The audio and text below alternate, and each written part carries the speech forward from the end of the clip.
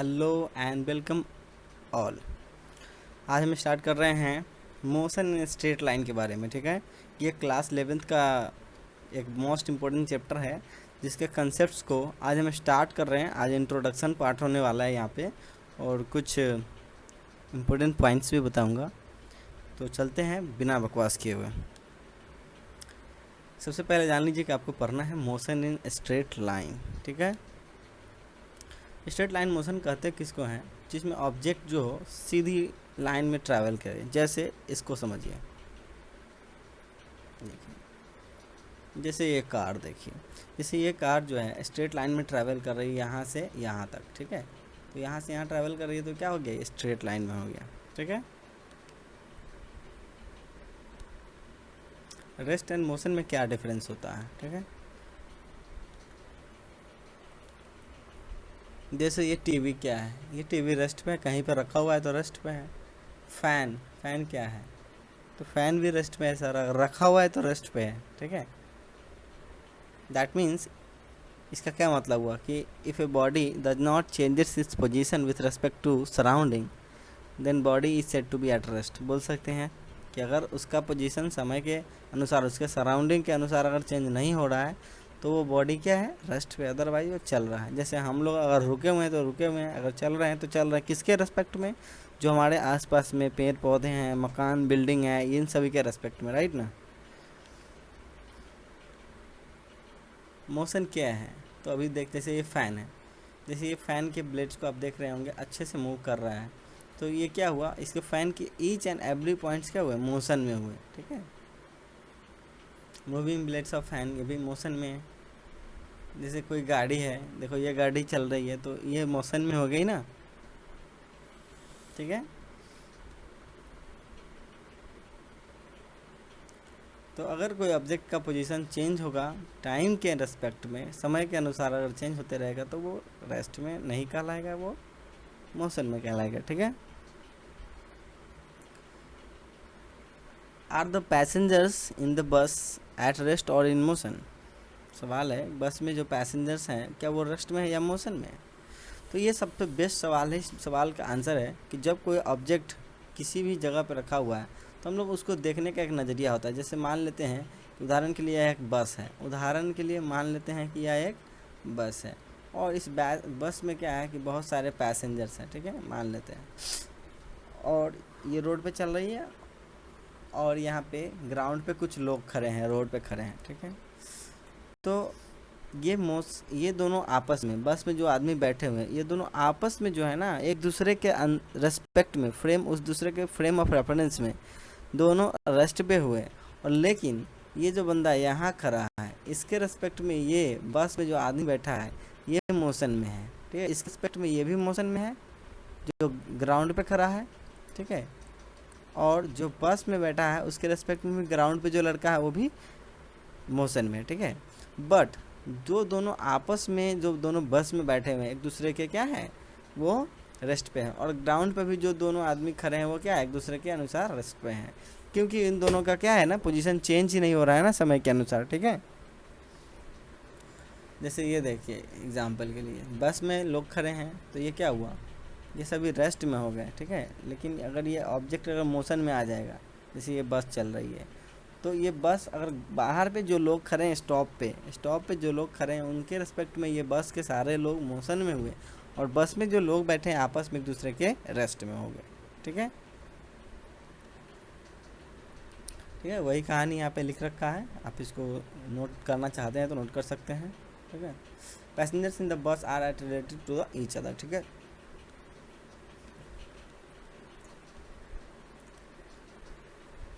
वही बात जो मैंने बताया आपको वही सब लिखा हुआ है, यहाँ पे लिख रखा है, नोट कर लेना आप। रेस्ट क्या है, मोशन क्या है, सेम चीज़ है।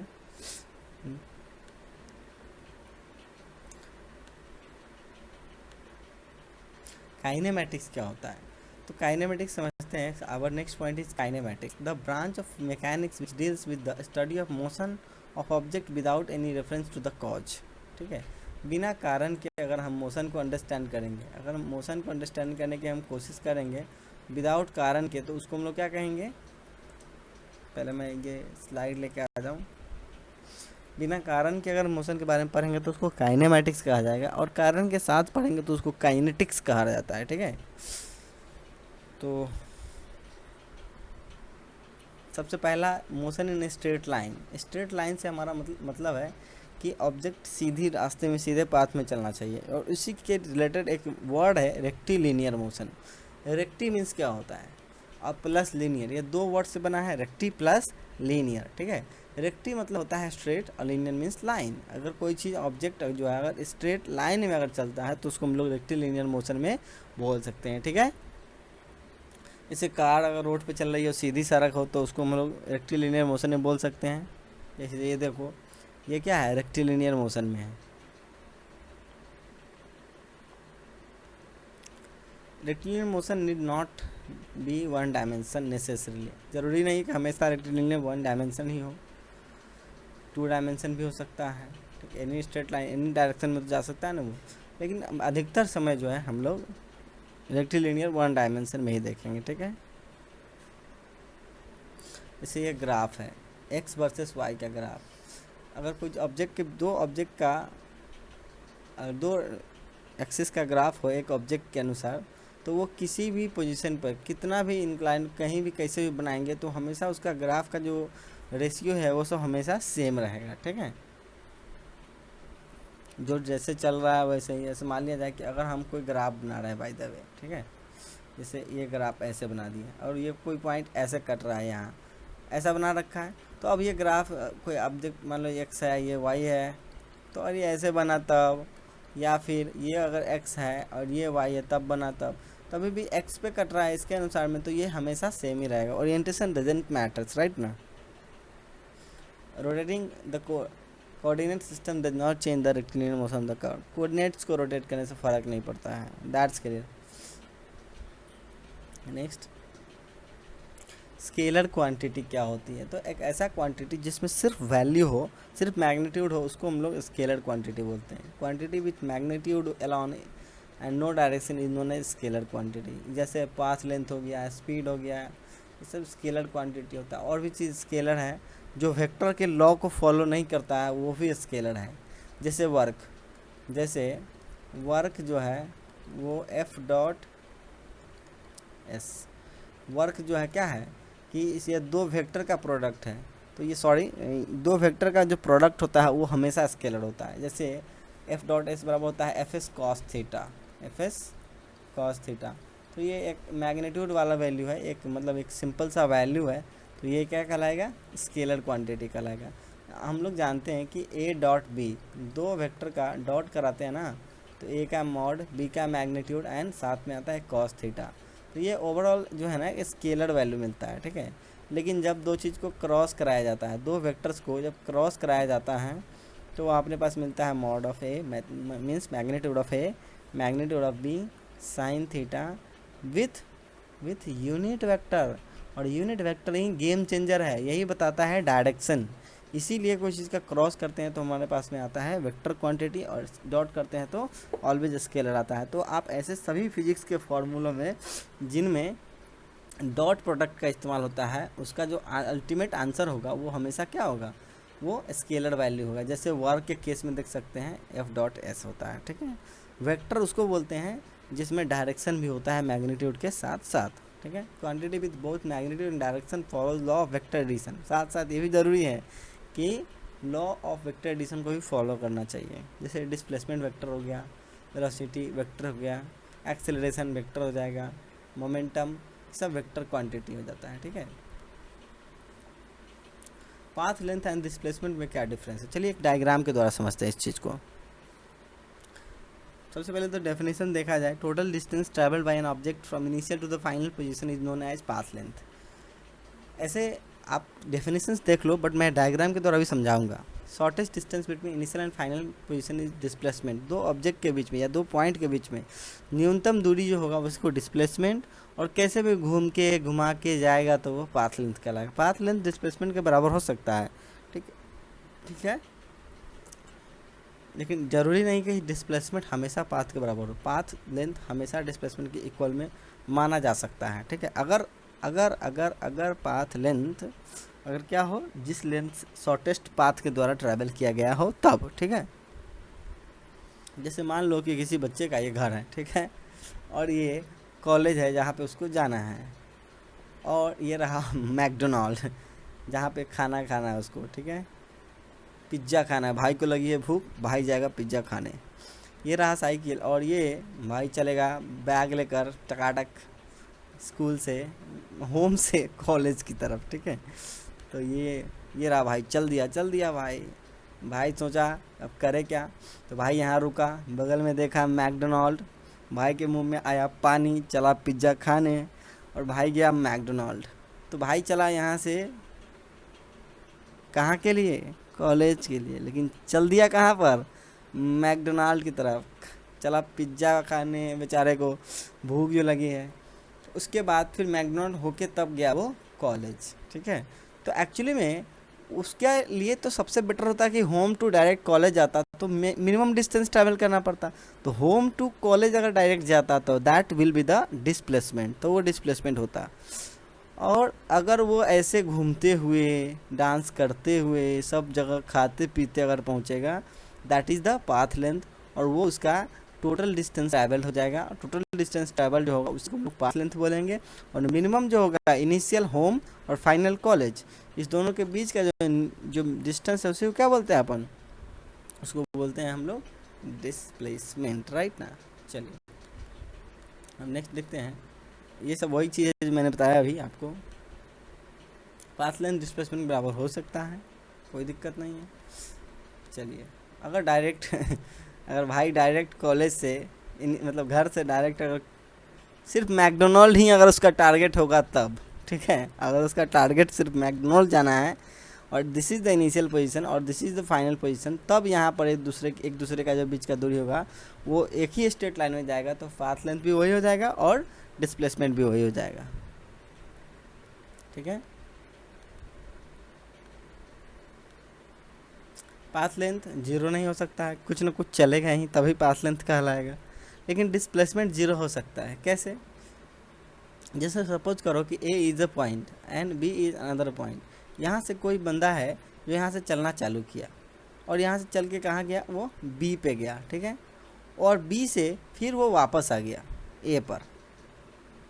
तो उसने तो डिस्टेंस ट्रैवल तो किया, लेकिन अपने रियल पोजीशन से ए से बी गया, बी से ए गया ना, B to A to B and B to A, यहाँ से यहाँ गया और फिर वापस आ गया। तो भाई साहब ये जहाँ से गया था ये वहीं ना आ गया, तो इसका नेट डिस्प्लेसमेंट कितना हो गया, जीरो। ये मतलब ओवरऑल देखा जाए तो कहीं गया ही नहीं कह सकते हैं। तो इसका ओवरऑल डिस्प्लेसमेंट जीरो हो गया इस कंडीशन में। तो डिस्प्लेसमेंट जीरो हो सकता है, पाथ लेंथ जीरो नहीं होगा, ठीक है। Next,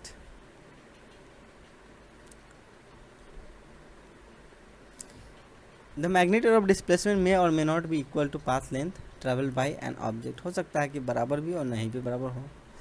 the magnitude of the displacement for an complete motion may be zero but the corresponding path length is not zero. हो सकता है कोई ऑब्जेक्ट अगर कहीं से कहीं ट्रैवल किया हो, एक पॉइंट से दूसरे पॉइंट तक, अगर ए से बी गया और बी से ए आया तो डिस्प्लेसमेंट जीरो हो सकता है, लेकिन पाथ लेंथ जीरो नहीं होगा, ठीक है। एक आध दो सवाल है, देख लेते हैं उसको हम लोग। Correct statement among the following is which when displacement is zero distance travel is not zero. कहता है कौन सा स्टेटमेंट जो है इसमें करेक्ट है, तो आप बताओ मुझे कौन सा स्टेटमेंट करेक्ट है, ठीक है। मैं आपको समय देता हूँ, सोचिए, 5 सेकेंड का समय देंगे।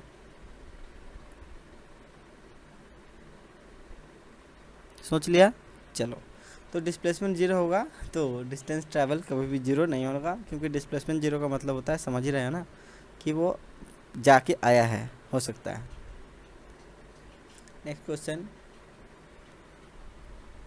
Numerical ratio of displacement to distance क्या होगा। ये काफ़ी इंटरेस्टिंग सवाल है ये। इस सवाल को मैं बताता हूँ आपको। जैसे डिस्टेंस जो है वो बड़ा होगा डिस्प्लेसमेंट से। डिस्प्लेसमेंट पाथ लेंथ होता है और डिस्प्लेसमेंट हमेशा शॉर्ट डिस्टेंस होता है, शॉर्टेस्ट, कम से कम। हर हाल में डिस्टेंस जो होगा डिस्प्लेसमेंट से बड़ा होगा। तो डिस्प्लेसमेंट छोटी क्वांटिटी है, तो डिस्प्लेसमेंट बटे डिस्टेंस अगर हम करेंगे मतलब एक छोटा वैल्यू में एक बड़ा वैल्यू से डिवाइड करेंगे, एक छोटी सी वैल्यू में बड़ा सा वैल्यू, तो उसका आंसर 1 से छोटा ही आएगा, लेस देन 0 होगा। ठीक है, लेस देन 0 होगा। ठीक है, अगर हम डिस्प्लेसमेंट टू डिस्टेंस रेशियो निकालेंगे तब, ठीक है, तो लेस देन इक्वल टू 1 हो सकता है। ठीक है, अगर पाथ लेंथ डिस्प्लेसमेंट के अगर बड़ा होगा, बराबर होगा, उस कंडीशन में दोनों का रेशियो, दो इक्वल चीज़ का रेशियो हमेशा 1 होता है। तो अगर ये बराबर होगा तो उस कंडीशन में 1 निकल के आएगा, डिस्प्लेसमेंट बराबर डिस्टेंस होगा तब। ठीक है, अगला सवाल, the total distance travel by an object from initial to final position. ये भाई साहब क्या सवाल हुआ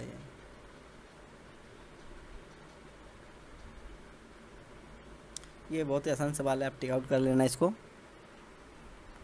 पाथ लेंथ, उम्मीद करते हैं आप लोग यहाँ तक अच्छे से समझ में आ रहा होगा। आप समझते हैं यूनिफॉर्म मोशन को। ठीक है, यूनिफॉर्म मोशन क्या होता है कि अगर कोई ऑब्जेक्ट फिक्स गिवन टाइम में फिक्स डिस्टेंस को ट्रैवल करेगा तो उसको अपन यूनिफॉर्म मोशन बोल सकते हैं। ठीक है, यही चीज़ इस लैंग्वेज में लिख रखा है, आप समझ लेना इसको। जैसे 1 सेकेंड में 10 मीटर गया तो फिर अगले 1 सेकेंड में 10 मीटर, फिर अगले 1 सेकेंड में 10 मीटर जाएगा, तो इस बस को कहा जाएगा कि ये क्या है, कि यूनिफॉर्म मोशन में है। स्पीड किसको बोलते हैं सर? इसको बोलते हैं rate at which the object covers the distance. Actually में डिस्टेंस बाय टाइम, स्पीड को you can say distance by time. Speed से पता चलता है how fast an object is moving, कोई ऑब्जेक्ट कितना तेज चल रहा है, यही पता चलता है। यह बस एक वैल्यू है, यह क्वांटिटी है, स्केलर क्वांटिटी है, क्योंकि इसमें सिर्फ क्या होता है, एक न्यूमेरिकल डेटा निकल के आएगा। ठीक है, path length by time taken है, तो पाथ लेंथ को मीटर में और टाइम को सेकेंड में, तो इसीलिए इसका यूनिट जो होगा वो मीटर पर सेकेंड हो जाएगा। ठीक है, इसको सेकेंड में और इसको मीटर में। ओवरऑल स्पीड मीटर पर सेकेंड। वेलोसिटी जो है वो बताता है कि स्पीड है but in a given direction, अगर किसी डायरेक्शन में स्पीड हो रहा है तो उसको अपन बोलेंगे वो वेलोसिटी है। ठीक है, यह एक वेक्टर क्वांटिटी है क्योंकि इसके साथ में मैग्नीट्यूड के साथ साथ डायरेक्शन भी ऐड हो जाता है। तो जैसे ही डायरेक्शन ऐड होता है तो अपन इसमें जनरली में जो है ना वेक्टर क्वांटिटी लेंगे। जैसे डिस्प्लेसमेंट एक वेक्टर क्वांटिटी किसी पर्टिकुलर डायरेक्शन में होता है। जैसे ये फिर वही सब प्रॉब्लम, इनिशियल टू फाइनल गया तो ये अपन क्या हो जाएगा, ये फिक्स डायरेक्शन में गया तो इसका वेलोसिटी निकलेगा। ठीक है, इसका इनिशियल पोजीशन, फाइनल पोजीशन। ठीक है, तो अगर इधर से 2 किलोमीटर जाने में 1 घंटे, आने में 2 किलोमीटर, फिर आने में तो 2 टोटल पाथ लेंथ हो जाएगा 4 किलोमीटर। ये बहुत ही आसान बात है। और डिस्प्लेसमेंट कितना होगा, इस भाई का डिस्प्लेसमेंट कितना, तो भाई चला अपने घर से और फिर भाई वापस आ गया, तो उस कंडीशन में भाई का डिस्प्लेसमेंट कितना हो जाएगा। ठीक है, भाई चला अपने घर से और फिर वापस आ गया तो इसका ओवरऑल डिस्प्लेसमेंट 0 हो जाएगा। ठीक है, सेम चीज़ है, वेलोसिटी विल बी 0 क्योंकि डिस्प्लेसमेंट 0 है। ठीक है, एक आध सवाल देखते हैं। स्पीड क्या है सर? स्पीड स्केलर है, ये सब कोई सवाल नहीं है, बहुत छोटा सवाल है। आज स्टार्ट किया है मैंने बेसिक से, आपको 0 लेवल से स्टार्ट किया है, एकदम अपवर्ड लेवल तक जाएंगे। जितना आप हाई लेवल तक जाएंगे, पढ़ना चाहेंगे उस लेवल तक जाएंगे। ठीक है, वेलोसिटी क्या है सर? वेक्टर है, दैट्स अ वेरी मच छोटा सा क्वेश्चन ये। तो धन्यवाद आप सभी लोगों का यहाँ तक देखने के लिए, और उम्मीद करते हैं अच्छा लगा होगा। और जो भी स्टूडेंट्स हैं क्लास 11th 12th के, आप सभी लोग इस चैनल को शेयर करिए और सब्सक्राइब करना मत भूलिए। मैं सब्सक्राइब, लोगों का कहना है कि सर आप सब्सक्राइब करने के लिए नहीं बोलते हैं, सो मैंने बोल दिया आपको सब्सक्राइब कर लो। और जो भी लोगों ने सब्सक्राइब नहीं कर रखा है उनको भी सब्सक्राइब करवाओ। और ये मतलब ये फ्यूचर सेविंग मैं मतलब आप लोगों के लिए कराऊंगा कि आपके भविष्य के लिए काफ़ी बेस्ट होने वाला है ये। और 0 लेवल से मैंने भी स्टार्ट किया है, आगे भी बताया जाएगा आपको। और मतलब न्यूमेरिकल्स भी कराए जाएंगे और भी बहुत सारे, जितना भी ज़रूरत चीज़ होगी आपके लिए वो सभी कराया जाएगा। तब तक के लिए इतना ही रहेगा। Bye, thank you.